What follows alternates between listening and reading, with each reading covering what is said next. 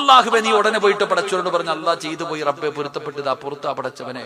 പിറ്റേ ദിവസം വൈകുന്നേരം നോക്കുമ്പോ ഒരു ഗുളിക കൊണ്ടുണ്ട്, അളിയെ ഒന്ന് നക്കിക്കോടാ, ഇന്നലത്തേനെക്കാളും പവർ കൂടിയതാ. അപ്പൊ നീ അത് മേടിച്ച് നക്കി. നീ എന്ത് ചെയ്യണം? അള്ളാഹിനോട് പറയണം, പടച്ചവനെ പുറത്തുതാ അള്ളാഹ്. ഇങ്ങനെ അങ്ങോട്ട് ഓരോന്ന് മുകളിലേക്ക് കയറി. അപ്പൊ ഈ സഹാബി ചോദിച്ചു, ഞാൻ എത്ര വരെ തൗബ ചെയ്യണം?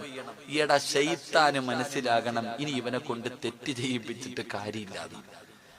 ശൈത്താൻ തന്നെ നിന്റെ മുന്നിൽ തോറ്റുപോണം. ഇവനെ കൊണ്ട് ഇനി ചെയ്യിപ്പിച്ചിട്ട് കാര്യമില്ല. ചെയ്യിപ്പിച്ച ഇവൻ രാവിലെ തൗബ ചെയ്യും. അതിനും ഭേദം മിണ്ടാതെ അടക്കലല്ലേ. മഹാനായ നബിഗിന റസൂലുള്ളാഹി സല്ലല്ലാഹു അലൈഹി വസല്ലം തങ്ങൾ ഒരിക്കൽ പള്ളിയിൽ കയറി പോയപ്പോ ഇബിലീസ് കടന്നുറങ്ങുന്ന ഒരാളെ പോയിട്ട് വിളിച്ചുണർത്തിയിട്ട് പറയുന്നുണ്ട്, ചങ്ങാതി ബാങ്ക് വിളിക്കാറായടാ, പെട്ടെന്ന് എഴുന്നേറ്റ് സുബഹി നിസ്കരിക്കണം, തഹജ്ജുദ് നിസ്കരിക്കണം. ഉറങ്ങിക്കിടക്കണ ഒരുത്തനെ പള്ളിക്കകത്ത് നിന്ന് വിളിച്ചുണർത്തിയിട്ട് പറയണ, പോയി ദുഹർ തഹജ്ജുദ് നിസ്കരിക്കണം. സാധാരണ ഇവൻ ഉറക്കാനല്ലേ നോക്ക. ഇബിലീസ് നിസ്കരിക്കുന്ന ഇഷ്ടമല്ലല്ലോ.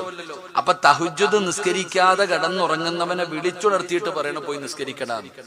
അപ്പൊ നബി സല്ലല്ലാഹു അലൈഹി വസല്ലം തങ്ങൾക്ക്, എന്താ ഇപ്പൊ നീ എങ്ങനെ അല്ലല്ലോ, നേരെ തിരിച്ചല്ലേ ചെയ്യാറ്, എന്താ ഇപ്പൊ ഇങ്ങനെ ചെയ്തേ? അല്ലാഹ് ഇന്നലെ ഇവനെ ഞാൻ ഉറക്കി നബിയെ.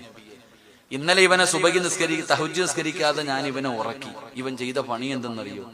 രാവിലെ മുതൽ വൈകുന്നേരം വരെ നിസ്കാരവും ഖുർആൻ ഓതലും തൗബ ചെയ്യലും. അല്ലാഹുവേ, രാവിലെ മുതൽ വൈകുന്നേരം വരെ കരച്ചിലായിരുന്നവൻ. ഇവ ഇതിനെക്കാളും നല്ലത് 2 റക്അത്ത് നിസ്കരിച്ച് അത്രയല്ലേ നിസ്കരിക്കത്തുള്ളൂ. അതാ ശൈത്താൻ അങ്ങനെ. എടാ, നിന്റെ പുറകെ നടന്നിട്ട് ശൈത്താൻ തോക്കണം, പരാജയപ്പെട്ടു പോണം.